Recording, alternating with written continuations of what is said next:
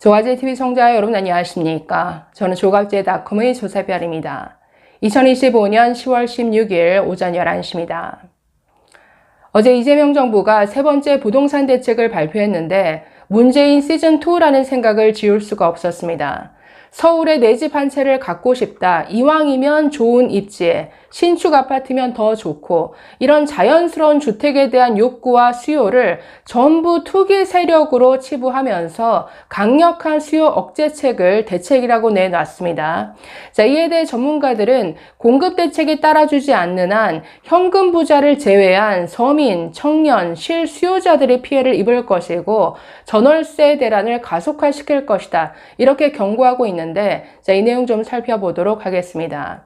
자, 왜 이렇게 민주당이 정권을 잡을 때마다 서울 아파트가 폭등을 할까요? 노무현, 문재인, 그리고 이재명 정부까지 민주당 정권에서 항상 부동산이 들썩이고 아파트가 폭등합니다. 왜 그럴까요?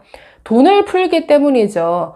항상 재정 만능주의, 큰 정부론, 거기다가 복지 지출을 과도하게 늘리니까 시장에 끊임없이 내 유동성을 공급한다라는 거죠. 지금도 부채 비율이 역대 최고치 60%를 찍고 있는데 그럼에도 불구하고 소비 쿠폰 등등 지금 시중에 몇십 조를 풀고 있습니다. 그러니 시중에 돈이 넘쳐나는데 어떻게 물가가 안 오르겠으며 어떻게 부동산 값이 안 오를 수 있겠습니까? 그런데 이런 문제는 가만히 놔두고 그냥 강력하게 이건 마치 유령과 싸우자는 거죠. 투기 세력이다. 투기 세력을 차단하겠다. 유령을 설정해 두고 강력하게 수요만 틀어쥐는 이런 대책을 지금 계속 똑같이 되풀이하고 있습니다. 문재인 때나 이재명 때나. 자, 어제 발표된 대책을 보면 서울 지역 전역과 경기 남부 지역을 규제 지역으로 묶었습니다. 이곳에서 집을 사려면 지방자치단체장의 허가를 받아야 하고 본인이 2년간 실거주해야 하죠. 사실상 전세를 끼고 아파트를 사는 게 불가능해졌는데 자, 이렇게 광범위한 지역을 전부 규제 지역으로 묶은 것은 풍선 효과를 차단하기 위함인 것 같습니다. 그리고 강력한 수요 억제라는 것은 영향이 큰 게 대출이기 때문이죠. 그러니까 대출 한도를 대폭 축소했는데 기존에는 일률적으로 6억으로 설정해 뒀던 것을 구간별로 금액을 지금 2억 원까지만 대출받도록 낮췄습니다. 오히려 집값이 높을수록 대출받을 수 있는 한도를 더 축소를 시켜놨는데 15억 원까지, 그러니까 15억 원 이하는 6억까지 대출받을 수 있고 15억에서 25억의 주택은 4억 원, 25억을 초과하면 2억 원까지만 대출받을 수 있다. 그러니까 현금 부자만 비싼 아파트 가지라는 겁니다. 그러니 이게 어떻게 보면 역차별이죠. 그래서 이게 지금 단기적인 효과에 그칠 수밖에 없을 것이다 라고 하는 것은 그러니까 현금 부자들끼리는 그들 사이에서 그들만의 시장, 그들만의 리그에서 계속 거래가 되면서 오히려 가격을 더 높일 거라는 거죠. 그 밑에는 오히려 거래 실종. 자, 그래서 15억 이하로 6억 원이면 오히려 지금 서울의 아파트를 더 15억까지 끌어올릴 수 있는 이런 가능성도 있는 것이죠. 자, 그래서 이렇게 수요 억제만으로 과연 지금 공급이 전혀 공급 절벽인 상황에서 이건 오래 갈 수 없는 대책이다라고 하는 게 대부분의 전문가들의 똑같은 말입니다. 지금 이 서울에 집을 갖고 싶어하는 이런 국민들은 그냥 대기 수요가 널렸다라는 거죠. 이걸 어떻게 투기 세력으로 치부를 합니까? 오늘 김병기 그 민주당 원내대표 그 발표한 내용을 보더라도 그 투기 세력을 차단하기 위해서 이런 대책을 발표했다라고 하는데 아니 투기 세력이라는 것 자체가 유령이죠. 이 서울에 정말 입지 좋은 곳에 가급적 신축 아파트를 사고 싶어 하는 것은 모든 사람들의 똑같은 욕구 아닌가요? 그런데 이런 수요를 이런 대책으로 어디까지 차단할 수 있겠는가? 아니 그리고 아까부터 이 시중에 유동성이 넘쳐납니다. 지금도 계속 이 유동성을 공급하는 이런 재정 만능주의, 이런 돈 풀기 정책만 하고 있는데 지금 환율도 계속 원달러 환율 오르는 상황에서 이렇게 시중에 돈이 넘쳐나고 환율까지 오른다? 그러면 금리를 인상해야 하는 게 정상인데 오히려 지금 금리를 금리는 또한 더 낮추려고 하고 있죠.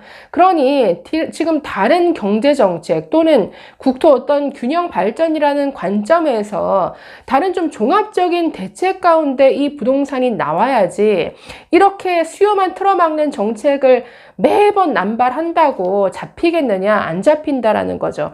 그러니 제발 그 실용과 유능을 내세우는 정부라면 좀 큰 그림을 두고 전체적인 어떤 거시경제 차원에서 다시금 이 부동산 정책을 좀 설정해야 하는데 너무나 아쉽습니다.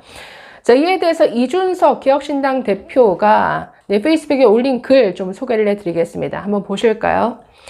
자, 부동산 정책으로 이재명 정부가 문재인 정부 2.0을 선언했습니다. 세금과 규제 일변도의 부동산 정책이 다시 시작되고 있습니다. 집을 갈아타는 것이 문화이던 시절이 있었습니다. 취득세와 등록세 그리고 거래 비용을 감수하고도 갈아타면 그 다음에 더 큰 상승을 기대할 수 있었습니다. 평수를 늘려가던 그 행복은 한 가족의 저축 동기이자 나의 사회적 성취의 지표였습니다. 물론 이런 현상의 부정적인 측면은 갭 투자와 같은 고레버리지 투자입니다. 이제는 고도 성장기가 아니기 때문에 그런 방식은 바뀌어야 하는 것이 맞습니다. 하지만 집은 갈아타는 것이라는 이런 인식을 바꾸고 싶다면 현실에 맞는 공급을 늘려야 합니다. 한 번 사서 평생 살 집이라면 신축이고 자신이 바라는 형태의 주거 공간이기를 바라는 것은 자연스러운 변화입니다. 그러니까 사람들의 이런 자연스러운 주택 욕구, 열망, 이거를 투기로 치부하지 말라는 겁니다. 주차 공간이 세대당 1.1대 이하로 설계된 지하 주차장이 없는 구축 아파트, 혹은 아파트가 아닌 형태의 공간에 사는 젊은 세대가 신축 아파트를 원한다고 해서 그것이 투기심일까요?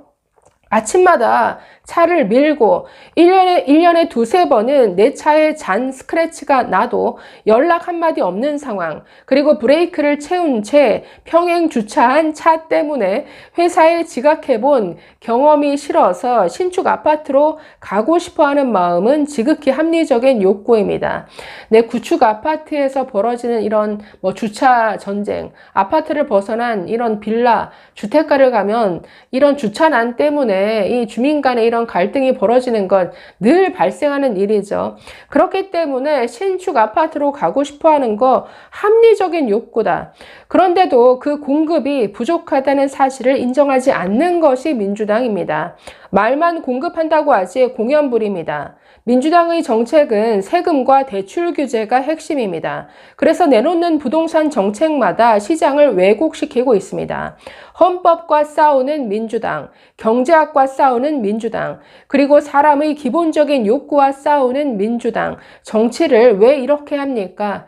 자, 이런 짧은 글을 올렸는데 시장과 싸우면 되겠습니까? 그러니 오히려 계속 왜곡시키고 결국 단기적인 효과에 그칠 뿐 또다시 부동산가 폭등하는 이런 악순환이 되풀이 된다라는 거죠.